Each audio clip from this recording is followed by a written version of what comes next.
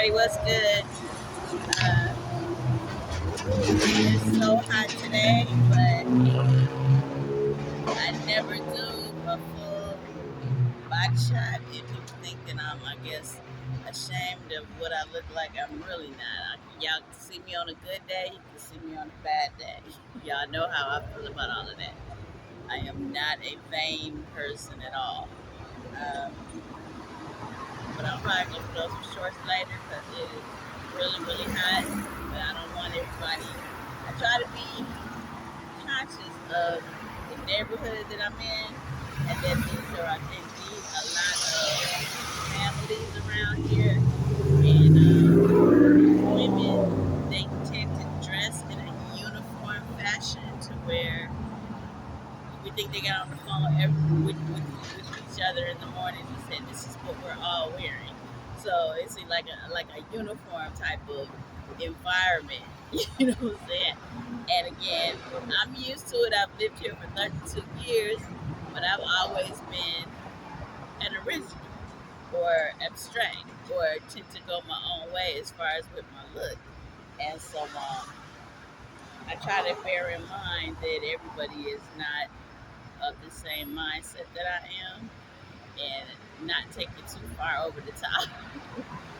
you know, when I had my little figure and I could wear it just about anything, I wore it just about anything. And but never anything sleazy or anything like that. I just I took advantage of being young and I wore the things that I like to wear. As far as my body shape at the time. And so I always told everybody though, I said as I age, if I gain weight, whatever the situation may be, if I fluctuate as a person, I'm still gonna be me. I'm still gonna be original. So with that being said, hope y'all have a good day.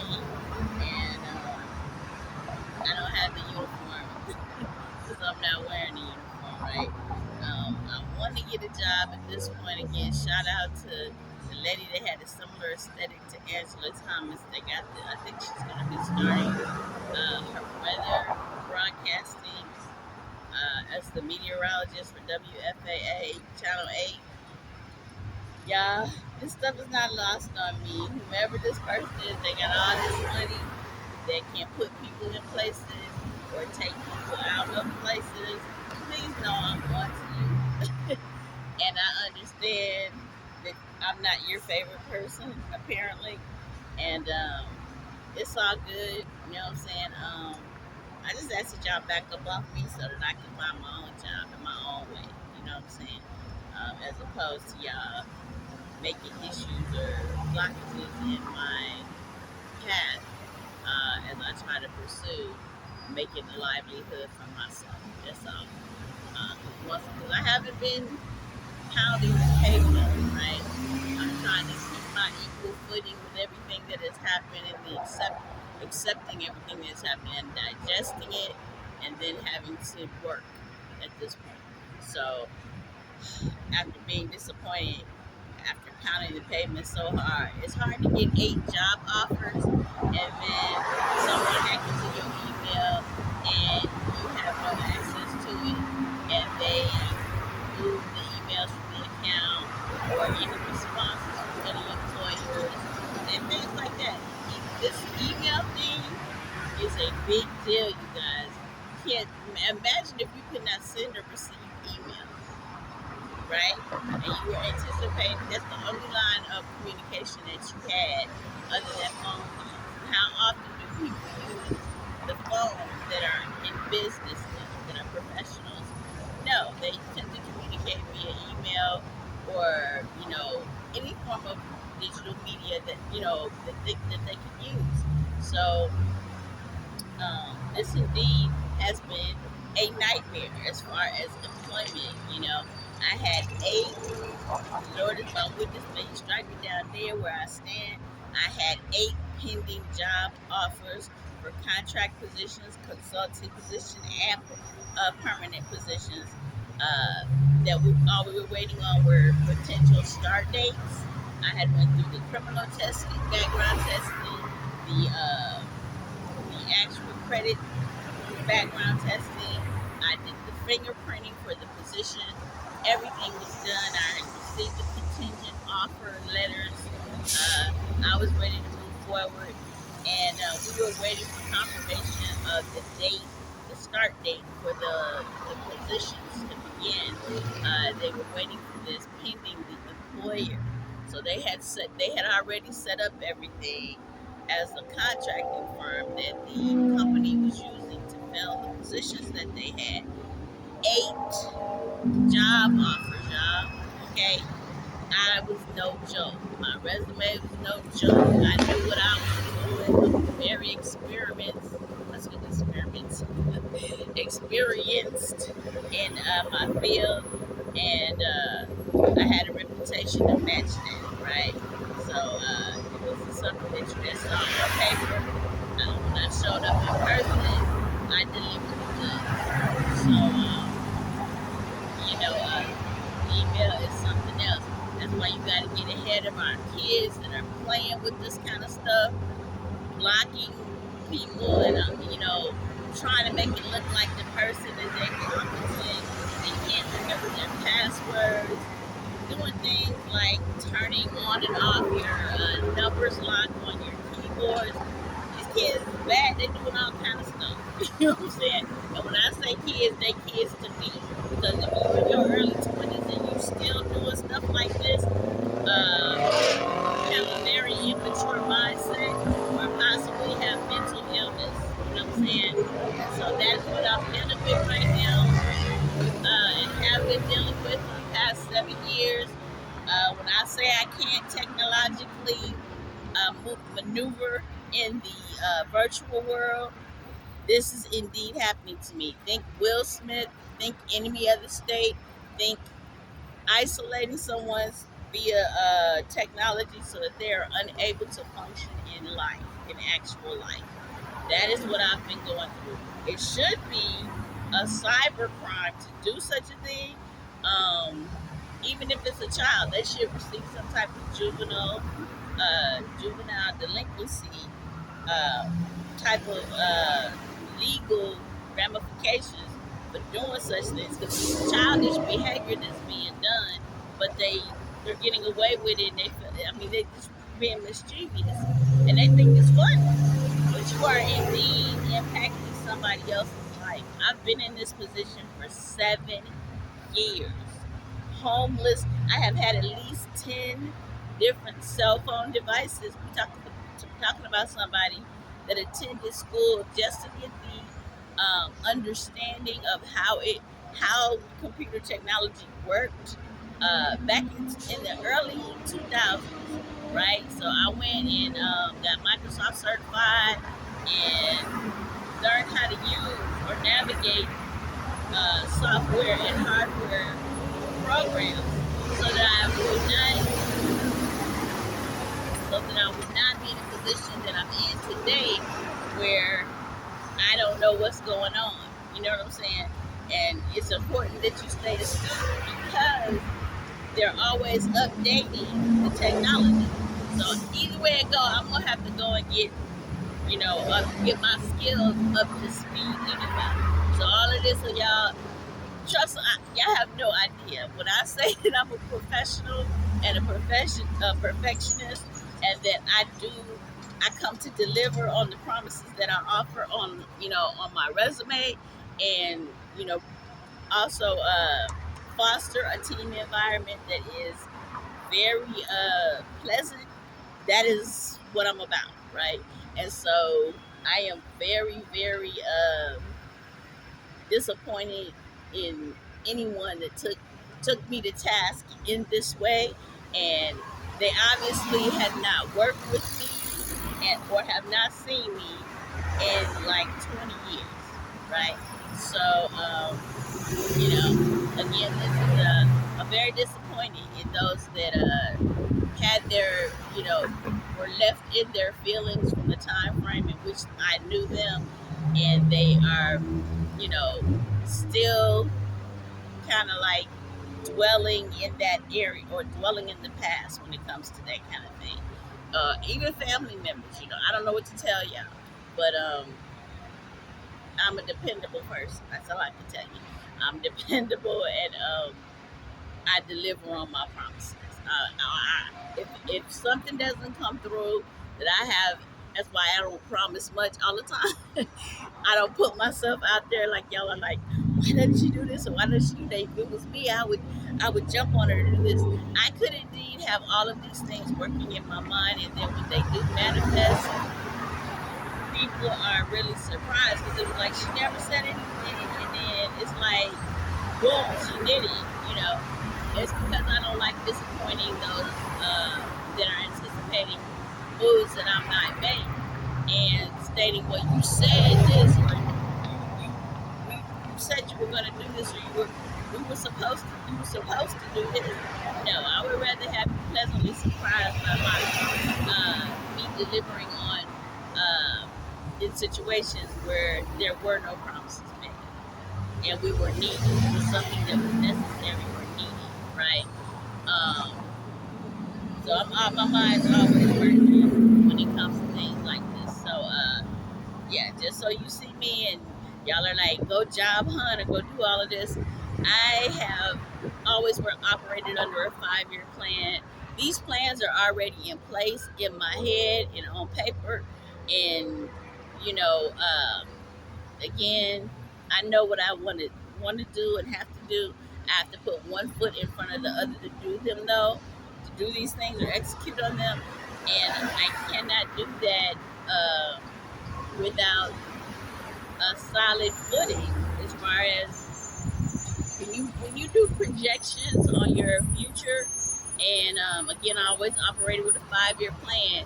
You should see progression, right? You should see. You should have the tools available to you and resources to bring about progression upon you executing on the plan that you have in place. Almighty God gives you the plan, you execute on the plan, and then things begin to align and come in fruition. And I have not seen that. So while I know a whole plethora of things that I could do that most people aren't even privy to because of the background that I've had, I cannot do it because I don't have any money. Right? It takes capital to do.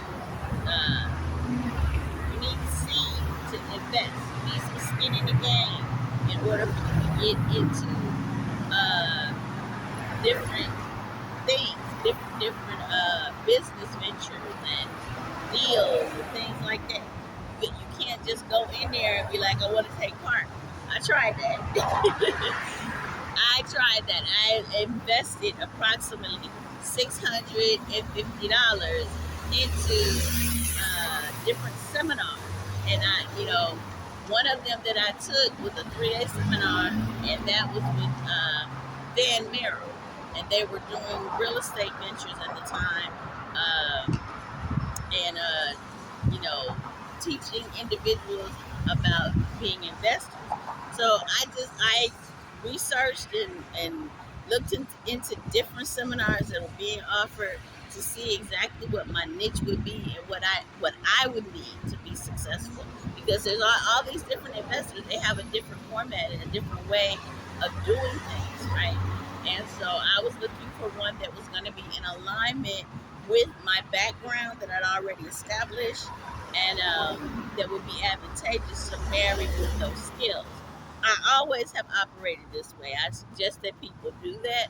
That if you nothing is left to chance. So if you work um, in certain areas of life that other people have not, or everything counts, is what I'm saying, right? You want to take skills that you have and marry them to a new field if you're indeed transitioning to another career field, or if you are adding to your arsenal of assets that you already have to further the existing career that you're currently in the same field.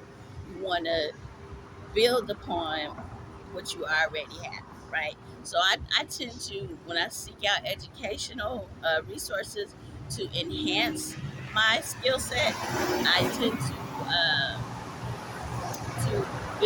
build upon, look at what I've already done and see they would correlate or relate, and what actually would be a potential job or career field that would fit, right? You gotta, that's what I think people don't do.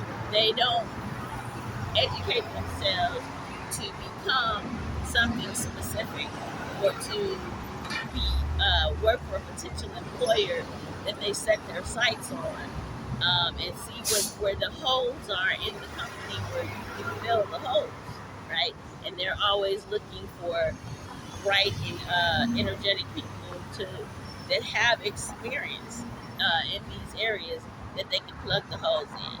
And all of this, college graduates, they make the best candidates and all of this here. I always said as a manager and as hiring, because I've hired people before, and I've had to let go of people before. You I would always want a staff that was consisting of both seasoned employees that have a lot of experience, and those that were new to the field and were just learning and, possibly coming from an educated background, college grads, things like that, or, even, and those that were, that indeed worked their way up from an entry level position and they have the equivalent of a college education, and they're sitting side by side with those entry level college graduates. So I was in that situation a lot, right? And they were not paying me the same thing as far as compensation as the person, um, that was a seasoned veteran. They would pay me what an entry level position would be that is equivalent to a college graduate, right? So a lot of people would be like, how is they gonna pay them more than they pay me? And we doing the same job. It's because again that piece of paper does mean to the rest of the world, right? You didn't go to college, spend all this money, get all these student loans, and do all, yeah, you paid the price to get in the position that you're in. And so when you go into certain companies, they look at that, right? And it's like it was an investment in the future that you did, right? And so when you see people that are have an equivalent of experience, uh, as far as equivalent to a college education.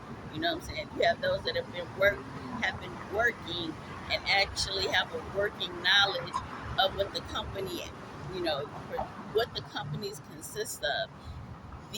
These new entry level people that come as college graduates, they still got a learning curve, and they have to show themselves approved. Where these other people, they already know the job backwards and forwards. You know what I'm saying? They know the career, uh, trajectory and how to train those individuals to be above, ahead of the curve, that kind of thing. So it's a lot to be said, uh, for being in any coming from any walk of life.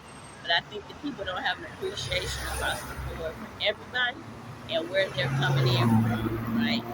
So I didn't mean to go on this tangent about working, but I see this job, job search, job hunt everywhere. And please understand, I've had for the last 5 years in my mind and on paper what I know what I need to do to get out of this situation. But the minute things that need to be done cannot be done without specific things. First of which being, you have to be able to send and receive email. You can't have any interference with that. You can't have computer hacking. You can't have, individuals that are stalking you, not that have this mental illness where they don't want you to work, right? Now imagine if you had a hacker and a stalker, or a combination of both, that is watching you, that is mentally ill, right? I'm telling you all this what I'm dealing with. And these people, they don't want you to make as much money as they do. They would They're like, oh, they're fixated on you, and they're infatuated with you, and they want you to be what their fantasy is. And if their fantasy is that you not work and that you uh, not make more money than whatever it is that they make, again, they're mentally ill now, and they are doing things to financially debilitate you because they have the wherewithal to do it. These could be possibly wealthy. I mean, they could still be all of the above. A stalker, uh, a hacker, right? And you hear that, right? Yeah, the devil is busy today, and they could be well off. They could come from a wealthy background, right? And they'll fixate on photographs or catfishing, so to speak, online, and they may indeed have somebody that's playing with them online, to where another person has committed identity theft with your photos, catfish this gentleman, and actually began a relationship, an emotional relationship via text or another social media medium such as WhatsApp or whatever the situation may be. And even when as far as placing phone calls, and you got this individual emotionally attached via what? A photograph that isn't even you, right? So they do a lot of this, catfishing that you see online. Don't ask me where that man came from, y'all. I don't know who that is. He's never been down here before. It's crazy. But like I said, I digress. This is the type of thing I'm going through. People want attention. They want to be like y'all just saw. That to me was kind of strange, don't you think? Right. I'm standing right here. Why would you run into the camera shot? These people are weird. I don't understand. I don't understand. The first thing I do if somebody is taping is I move out of the way so that I'm not in their camera shot. So if someone wanting to get in the camera shot, is like, I don't get it. But anyway, maybe they're wanting attention, they want my attention. I don't know. But the whole stalker thing is real, right? And they did do a whole show catfishing, and people saying why it is that they do these things, and they never have a valid reason for doing the things that they do. They're just very odd, very strange people, right? And so I'm confirmation might have the backup for there. So I'm experiencing these things, but so much so because this person has the power, money, influence, and privilege to shut down me navigating the actual world through the virtual world. I'm in gridlock, right? I can't do anything. They pulled my LinkedIn profile offline. They've established, from what I understand, because I have no confirmation of it, some type of fake power of attorney. They may have even requested a copy of my death certificate stating that I'm dead, all kind of stuff, because I'm homeless out here, right? But they did not know the extent of my background. I was never lying about about working, about having a job, and being able to be financially responsible for myself. I've always been. So for someone that's in my life to tell other people that I'm lying, and they didn't know the extent of my life because I'm not at liberty to discuss my positions and things like that because of non-disclosure. I don't go around just talking about the minute details of what it is that I do at work. But then again, I don't think anybody really does, right? So when you're working for employers, they don't want any trade secrets being shared with the public. And that includes your family and friends. And they wouldn't know what you're talking about anyway. You know what I'm saying? If you think about it, it's like, why would I be sitting up talking to you about my job and